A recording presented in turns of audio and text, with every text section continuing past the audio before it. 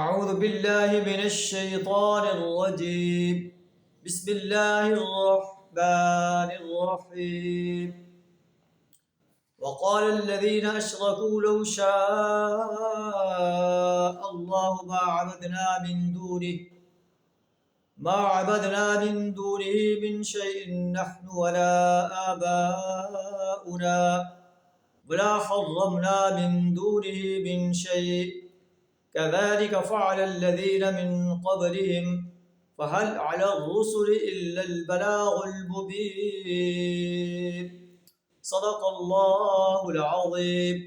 سورہ النحل آیت نمبر 35 آپ کے سامنے تلاوت کی، جس کا ترجمہ کچھ اس طرح ہے: وقال الذين اشركوا، یہ مشرکین کہتے ہیں، لو شاء اللہ ما عبدنا من دونه من شيء، اگر اللہ چاہتا تو ہم اللہ کے علاوہ کسی کی عبادت نہ کرتے، نہ ہم نہ ہمارے آبا و اجداد، اور نہ کسی چیز کو حرام کرتے۔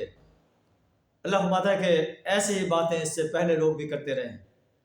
ہمارے رسولوں پر تو ایک واضح انداز سے اللہ کا پیغام پہنچا دینے کی ذمہ داری، انہوں نے ان کو بتا دیا تھا کہ ایک اللہ کی بندگی کرنی ہے، ایک اللہ کی پرستش کرنی ہے، انسانوں کی، بتوں کی، جنوں کی پرستش سے جو ہے اجتناب کرنا ہے، لیکن انہوں نے اس کی بات، پیغمبروں کی بات کو نہ مانا۔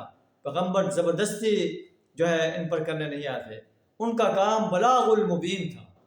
وَلَقَدْ بَعَثْنَا فِي كُلِّ أُمَّةٍ رَسُولًا، ہم نے ہر امت میں ایک رسول بھیجا جس نے انہیں کہا ان اعبدوا اللہ، کہ ایک اللہ کی بندگی کرو، ایک اللہ کی پرستش کرو، ایک اللہ کی غلامی کرو، ایک اللہ کی اطاعت کرو، ایک اللہ کی حاکمیت کو تسلیم کرو، ایک اللہ کی حاکمیت کو قائم کرو، ایک اللہ کی حاجت روا اور مشکل کشا مانو، اسی کی نظر و نیاز مانو۔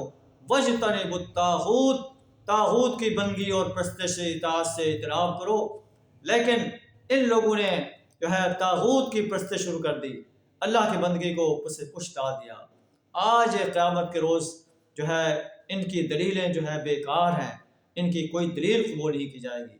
اللہ سے دعا کریں ہمیں اپنی ہی بندگی، اپنی ہی پرستش، اپنی ہی غلامی اور اطاعت کرنے کی توفیق عطا فرمائے، شیطان کی، طاغوت کی بندگی کرنے سے اپنی پناہ عطا فرمائے۔